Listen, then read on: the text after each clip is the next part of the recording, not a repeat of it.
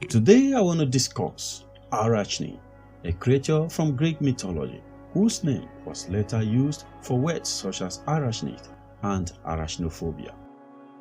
There is very little to fear about the story of Arachne. Hers is a cautionary tale about pride that we can all learn from.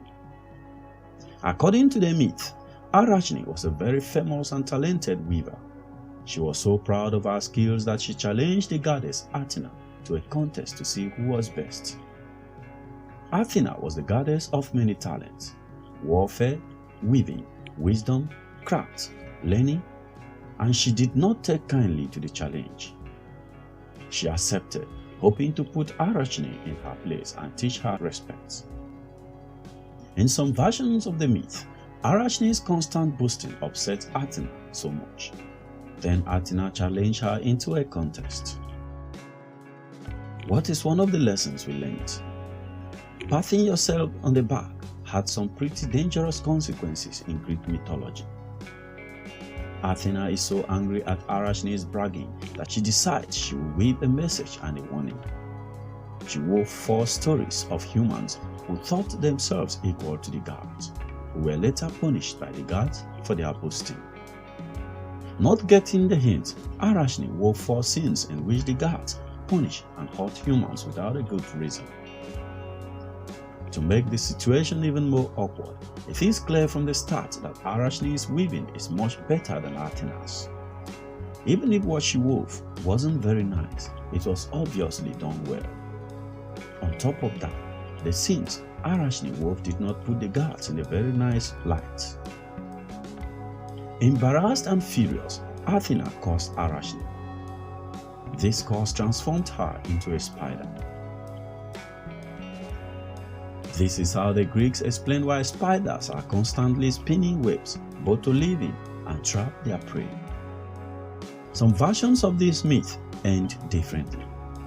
In one version, Athena shows Arachne how lack of respect is hurtful. Ashamed by actions, Arachne takes her own life. This makes Athena bring her back to life and transform her into a spider, so she can always weave to her heart's contents. In another version of the myth, Arachne and Athena's contest has a different stipulation. Whoever loses the contest has to promise they will never weave on a loom or a spindle ever again. In this version, Athena wins.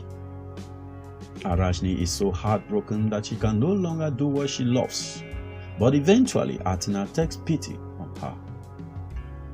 Once again, Arachne is transformed into a spider so she can still weave and spin without breaking her promise to never touch a loom or spindle again. However the myth goes, several key parts remains intact. One is respect, or the lack of respect. Arachne does not show the proper respect for Athena as both the goddess and as the source of Arachne's own talents.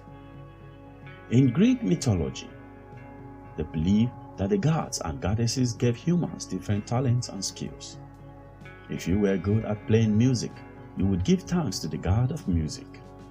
If you were good at sports, cooking, or learning, you would thank the gods responsible for that talent.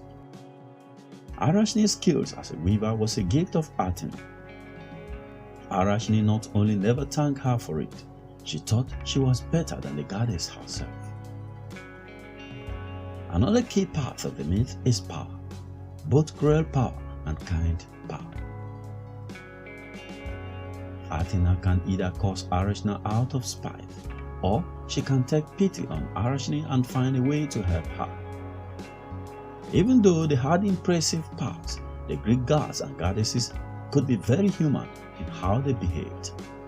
They got jealous and angry, or they were sentimental and easily motivated by feelings like compassion and love.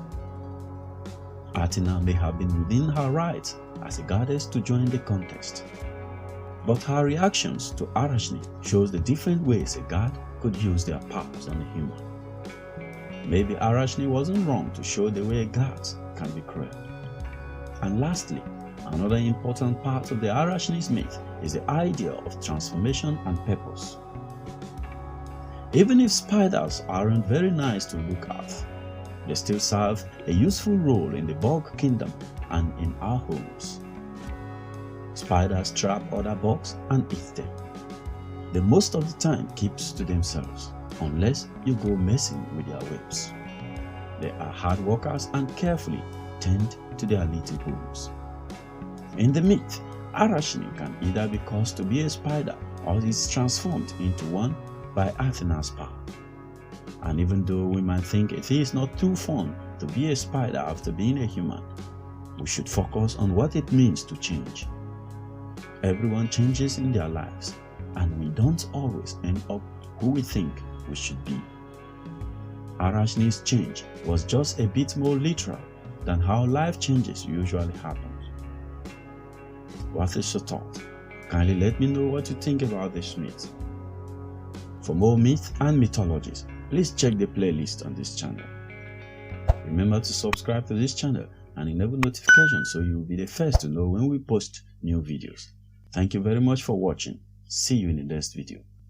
Peace.